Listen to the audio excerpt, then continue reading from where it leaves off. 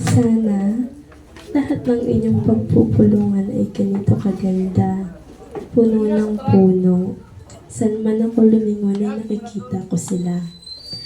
Ngunit kahit gaano kaliit o kaganda ang inyong pulungan, bakit hindi niyo magawa ang maupo at makinig lamang kay Hilario?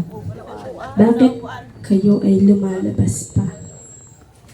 Bakit kailangan nasa iba ang atensyon ninyo? Hindi ba pwede na kay Hilario lamang? Tingnan niyo ang mga bago. Nakikinig sila kay Hilario. Ngunit bakit kayo hindi?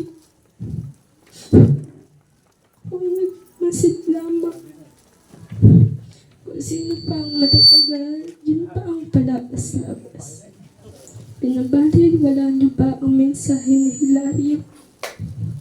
Paulit-ulit ko sinasabi sa inyo na napakabigat ang pagmimensahe, na sobra ang sakripisyo ni Hilario.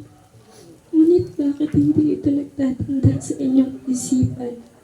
Hindi ko na kayo pinapakialaman sa ibang bagay.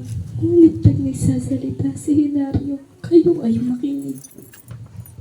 Isang beses lamang ito sa isang linggo. Ilang oras lamang, ibigay niyo na ito kay Hilario. Pag kayo ay may nagagawang kabutihan, pinapansin at pinupuri naman namin kayo.